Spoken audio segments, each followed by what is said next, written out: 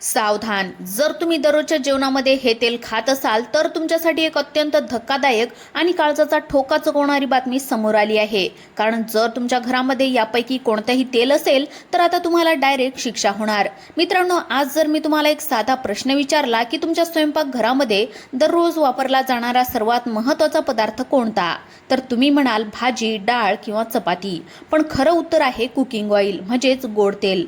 कारण तेलाशिवाय आपल्या किचनमध्ये एकही पदार्थ तयार होऊ शकत नाही आणि हेच तेल आज लाखो भारतीय कुटुंबांमध्ये वादाचा विषय बनलाय। कारण प्रत्येकाच्या मनामध्ये एकच प्रश्न आहे, नेमकं कोणतं गोड तेल आपल्या आरोग्यासाठी चांगलं आहे आणि कोणतं हळूहळू आपल्या शरीराला आतून खराब करत आहे। आजच्या व्हिडिओमध्ये मी तुम्हाला असे काही धक्कादायक सत्य सांगणार आहे जे ऐकल्याच्या नंतर कदाचित तुम्ही उद्यापासूनच तुमचा तेल बदलण्याचा निर्णय घ्याल। कारण हा फक्त चवीचा प्रश्न नाही, हा प्रश्न तुमच्या हृदयाचा आहे, तुमच्या मेंदूचा आहे, तुमच्या कुटुंबाच्या भविष्यातील आरोग्याचा आहे। आज बाजारामध्ये गेलात तर शेकडो ब्रँडचे तेल दिसतात।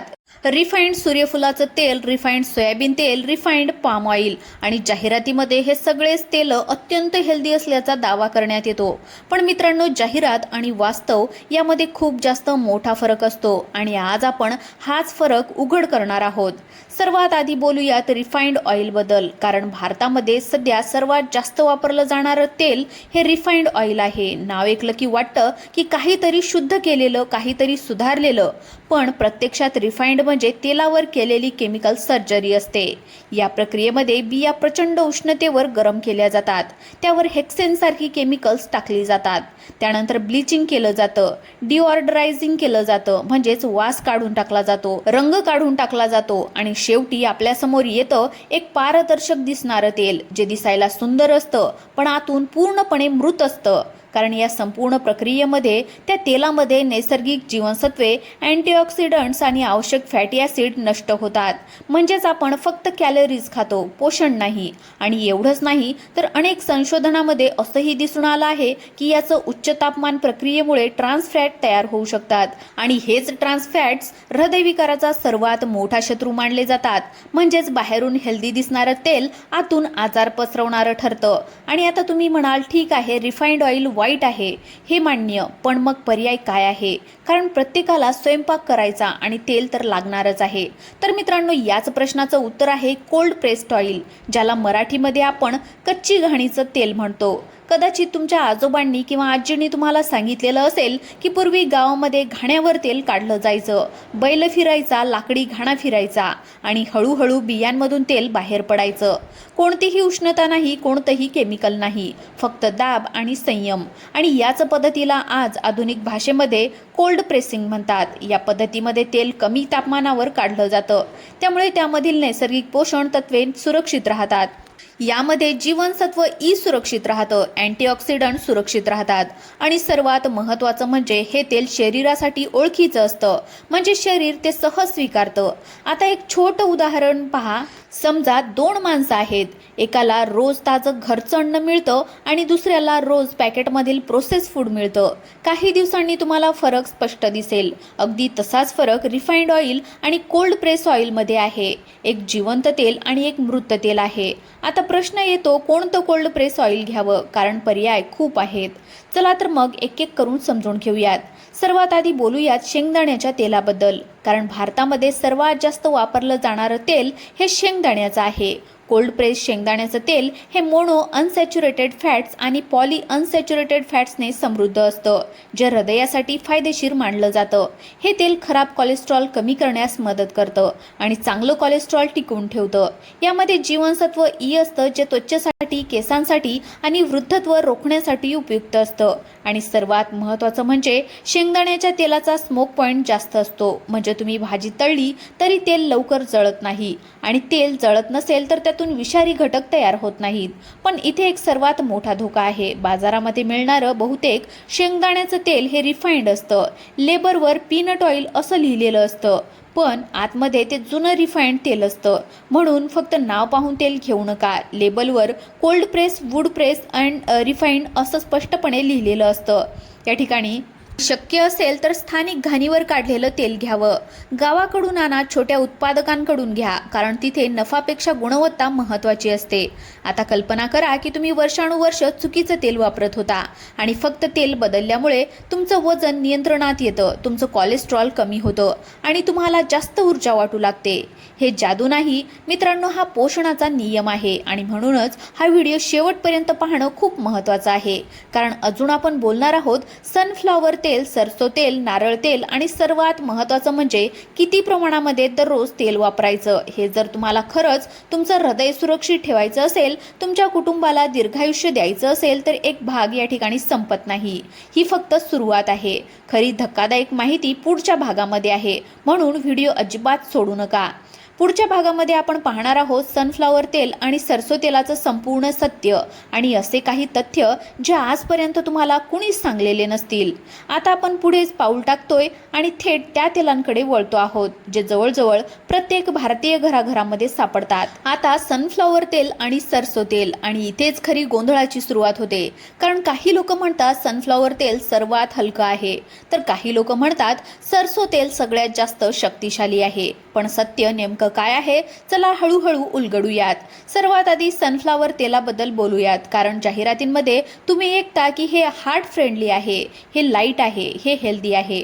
पण मित्रांनो, पुन्हा तोच प्रश्न येतो, तुम्ही कोणतं सनफ्लॉवर तेल वापरत आहात? जर ते रिफाइंड असेल तर त्यातले बरेच फायदे आधीच नष्ट झालेले असतात. पण जर ते कोल्ड प्रेस सनफ्लॉवर तेल असेल तर चित्र पूर्णपणे वेगळं दिसतं. कोल्ड प्रेस सनफ्लॉवर या तेलामध्ये जीवनसत्व ई मोठ्या प्रमाणामध्ये असतं, जे एक शक्तिशाली अँटीऑक्सिडंट म्हणजेच ते आपल्या शरीरातील पेशींना नुकसान होण्यापासून वाचवतं. त्वचेला तेज देतं आणि अकाली वृद्धत्व थांबवण्यास मदत करतं. याशिवाय यामध्ये पॉली अनसॅच्युरेटेड फॅट्स असतात जे खराब कोलेस्ट्रॉल कमी करण्यास मदत करतात. त्यामुळे हृदय निरोगी राहतं. पण इथे गोष्ट एक लक्षात घेणं खूप जास्त गरजेचं आहे. सनफ्लॉवर तेल खूपच लाईट असतं, त्यामुळे लोक नकळत जास्त प्रमाणामध्ये वापरतात आणि जास्त प्रमाणामध्ये वापरलं की कोणतंही तेल हानिकारक ठरतं. म्हणूनच सनफ्लॉवर तेल चांगलं आहे, पण मर्यादितच असायला हवं. आता एक छोटंसं उदाहरण पहा. समजा तुमच्या हातामध्ये एक औषध आहे. डॉक्टरांनी सांगितलं आहे दिवसातून 1 गोळी घ्या. आता तुम्ही जर 10 गोळ्या खाल्ल्या तर काय होईल? तेच औषधी विष ठरेल. अगदी तसंच तेलाचं आहे. योग्य प्रमाणामध्ये अमृत, जास्त प्रमाणामध्ये विष. आता पुढे जाऊयात सरसो तेलाकडे, म्हणजेच मोहरीचं तेल. सरसो तेलाबद्दल भारतामध्ये प्रचंड मतभेद आहेत. काही देशांनी ते बॅन केलं आहे असेही तुम्ही ऐकलेलं असेल, तर काही लोक म्हणतात ते सर्वोत्तम तेल आहे. तर सत्य काय आहे? सुमारे 40 वर्षापूर्वी एक संशोधन समोर आलं होतं, ज्यामध्ये असं सांगण्यात आलं होतं की सरसो तेलामधील युरिसिक ॲसिड हृदयासाठी हानिकारक असू शकतं आणि याच आधारावर काही देशांनी त्यावर निर्बंध आणले. पण त्यानंतर पुढील अनेक संशोधनामध्ये असं आढळून आलं की योग्य प्रमाणामध्ये वापरल्यास सरसो तेल मानवांसाठी सुरक्षित आहे आणि उलट फायदेशीर आहे. सरसो तेलामध्ये ओमेगा 3 आणि ओमेगा 6 फॅटी ॲसिड चांगल्या प्रमाणामध्ये असतात, जे हृदयासाठी अत्यंत आवश्यक आहेत. याशिवाय अँटीबॅक्टेरियल आणि अँटीफंगल गुणधर्म सुद्धा असतात, म्हणजे ते शरीराला संसर्गापासून वाचवण्यास मदत करतं. आणि सरसो तेलाचा स्मोक पॉईंटही जास्त असतो, त्यामुळे तळणीसाठी ते तुलनेने सुरक्षित मानलं जातं. पण पुन्हा तेच सूत्र लागू होतं. तेल कोल्ड प्रेस आणि अनरिफाइंड असायला हवं. जर ते रिफाइंड सरसो तेल असेल तर त्याचा फारसा उपयोग राहत नाही. आता इथे एक महत्त्वाचा मुद्दा आहे. बऱ्याच लोकांना वाटतं की एकच तेल आयुष्यभर वापरावं, पण प्रत्यक्षात आपल्या शरीराला वेगवेगळ्या प्रकारचे फॅटी ॲसिड लागतात. म्हणूनच आठवड्यातून किंवा महिन्यामधून तेल बदलणं ही एक चांगली सवय आहे. आता उदाहरणार्थ, काही दिवस शेंगदाण्याचं तेल वापरा, काही दिवस मोहरीचं तेल वापरा, तर काही दिवस नारळाचं तेल वापरा. यामुळे शरीराला विविध पोषण तत्वे मिळतात आणि कोणत्याही एका तेलावर अवलंबून राहावं लागत नाही. आता कल्पना करा, एक माणूस दररोज सकाळी उठतो, त्याच तेलामध्ये भाजी बनते, त्याच तेलामध्ये पोळी बनते, त्याच तेलामध्ये तळलेले पदार्थ सुद्धा बनतात आणि ते तेल जर चुकीचं असेल तर हळूहळू वर्षानुवर्ष ते शरीरामध्ये साठत राहतं आणि मग अचानक एक दिवस रिपोर्ट येतो, कोलेस्ट्रॉल वाढला आहे, बीपी वाढला आहे, हार्ट ब्लॉकेज झाले आहेत आणि आपण म्हणतो अचानक असं कसं झालं. मित्रांनो, हे अचानक होत नाही. हे वर्षानुवर्षाच्या चुकीच्या सवयींचे परिणाम असतात आणि त्यातील सर्वात मोठी सवय म्हणजे चुकीचं तेल. आता थोडंसं भावनिक पहा. कारण हा विषय फक्त माहितीचा नाही तर हा प्रत्येक घराचा आहे. आई जेव्हा स्वयंपाक करते तेव्हा ती प्रेम घालते, पण त्या प्रेमासोबतच जर चुकीचं तेल जात असेल तर नकळतच तीच आपल्या मुलांच्या आरोग्याशी खेळ करत असते आणि हे ऐकायला फार कठोर वाटेल, पण हे सत्य आहे. म्हणूनच आज हा व्हिडिओ पाहिल्याच्या नंतर किमान एक गोष्ट ठरवा, आजपासून रिफाइंड ऑइल बंद आणि कोल्ड प्रेस ऑइल सुरू. आता पुढच्या भागामध्ये आपण बोलणार आहोत नारळाचं तेलाचं संपूर्ण सत्य. नारळ तेल खरंच सुपरफूड आहे का, आणि सर्वात महत्त्वाचं म्हणजे दिवसभरामध्ये नेमकं किती तेल खावं याचा परफेक्ट फॉर्म्युला. कारण तुम्ही जर हे चुकवलं तर सगळे फायदे वाया जाऊ शकतात. त्यामुळे व्हिडिओ अजिबात स्किप करू नका, कारण भाग सी मध्ये आहे सगळ्यात महत्त्वाची माहिती जी तुमचं आरोग्य खरंच बदलू शकते. आता आपण पोहोचलो आहोत त्या तेलापर्यंत ज्याला आयुर्वेदामध्ये अमृतासमान मानलं जातं, नारळ तेल म्हणजेच नारळाचं तेल. आणि इथेच अनेक लोक गोंधळतात, कारण काही जण म्हणतात नारळ तेलामध्ये सॅच्युरेटेड फॅट जास्त आहेत म्हणून ते वाईट आहे, तर काही जण म्हणतात ते अगदी सुपरफूड आहे. तर मित्रांनो, सत्य या दोन्हींच्या मध्ये आहे. नारळ तेलामध्ये सॅच्युरेटेड फॅट जास्त आहेत हे खरं आहे, पण ते सॅच्युरेटेड फॅट इतर तेलामधील फॅटपेक्षा वेगळ्या प्रकारचं असतं. यामध्ये मीडियम चेन ट्रायग्लिसराईड असतात, यांना MCT असं सुद्धा म्हणतात. हे फॅट शरीरामध्ये पटकन पचतात, पटकन ऊर्जा देतात आणि थेट यकृताकडे जाऊन एनर्जीमध्ये रूपांतरित होतात. म्हणजे ते शरीरामध्ये चरबी म्हणून साठत नाहीत. यामुळे योग्य प्रमाणामध्ये वापरल्यास नारळ तेल वजन वाढवत नाही, तर उलट मेटाबॉलिझम सुधारण्यास मदत करतं. नारळ तेल मेंदूसाठी फायदेशीर मानलं जातं, कारण MCTs मेंदूला थेट ऊर्जा पुरवतात. त्यामुळे स्मरणशक्ती सुधारते, लक्ष केंद्रित करण्याची क्षमता सुद्धा वाढते आणि मानसिक थकवा कमी होतो. याशिवाय नारळ तेलामध्ये अँटीबॅक्टेरियल आणि अँटीव्हायरल गुणधर्म असतात, म्हणजे ते रोगप्रतिकारक शक्ती सुद्धा मजबूत करतं. आणि त्वचा आणि केसांसाठी तर नारळ तेल वरदानच आहे. पण इथेही एक अट आहे, नारळ तेल नेहमी व्हर्जिन कोल्ड प्रेस ऑइल असायला हवं. रिफाइंड नारळ तेलामध्ये हे सगळे गुण जवळजवळ नष्ट झाले असतात. आता एक महत्त्वाचा प्रश्न येतो, आपण रोज किती तेल खावं? कारण हा प्रश्न बहुतेक लोकांना माहितीच नसतो. कारण काही लोक फारच कमी खातात तर काही लोक खूप जास्त खातात. दोन्ही सुद्धा चुकीचं आहे. तज्ज्ञांच्या मते एक प्रौढ व्यक्तीने दिवसाला साधारणतः 20 ते 25 ग्रॅम फॅट म्हणजेच साधारणतः 4 ते 5 टीस्पून तेल इतकं पुरेसं असतं. त्यामध्ये संपूर्ण दिवसातील सगळं तेल समाविष्ट असतं. भाजीमध्ये वापरलेलं तेल, डाळीतलं तेल, तूप सगळं मिळून. आणि जर तुम्ही या मर्यादेमध्ये राहिलात तर कोणतंही चांगलं तेल तुम्हाला नुकसान करणार नाही. आता कल्पना करा की तुम्ही फक्त 2 गोष्टी बदलता, एक रिफाइंड ऑइल त्यानंतर एक कोल्ड प्रेस ऑइल सुरू करता, 2 तेलाचं प्रमाण कमी करता. एवढ्या 2 बदलांनीच पुढच्या 6 महिन्यामध्ये तुमचं वजन कमी होऊ शकतं. त्याचप्रमाणे तुमचं कोलेस्ट्रॉल सुद्धा सुधारू शकतं, तुमची ऊर्जा वाढू शकतं आणि तुम्हाला स्वतःमध्ये एक असा वेगळाच फरक जाणवेल. आणि हे काही जादू नाही तर हे सायन्स आहे. आता आणखी एक महत्त्वाची गोष्ट आहे, तेल कधीही पुन्हा पुन्हा गरम करू नका. एकदा वापरलेलं तेल पुन्हा गरम केल्याच्या नंतर त्यामध्ये विषारी घटक तयार होतात, जे कॅन्सरसारख्या गंभीर आजारांचा धोका वाढवू शकतात. त्यामुळे उरलेलं तेल साठवणं, पुन्हा वापरण्याची सवय आजपासूनच सोडा. आणि अजून एक सवय म्हणजे खूप जास्त तळलेलं अन्न टाळा, कारण कितीही चांगलं तेल असलं तरी सुद्धा डीप फ्राईंग केल्याच्या नंतर ते आरोग्यासाठी चांगलं राहत नाही. आता थोडंसं मनाला भिडणारं पहा, कारण हा व्हिडिओ फक्त माहिती देण्यासाठी नाही तर बदल घडवण्यासाठी आहे. आज आपल्या देशामध्ये हार्ट अटॅकचं वय खूप जास्त कमी होत चाललंय.